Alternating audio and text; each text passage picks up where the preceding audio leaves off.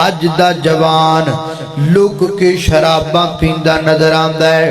अज दा जवान लुक के बदकारियां करदा नजर आंदा है।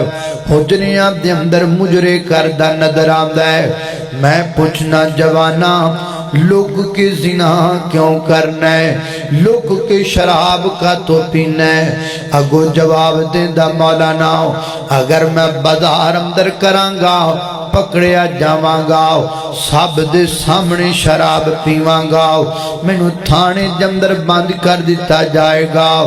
आसमान तो वादा दिए लुक के तां करने ताकि तेनू को वेखे ना, लुक के तां करने ताकि तू लोकां दियां नजरां तो बच जाए।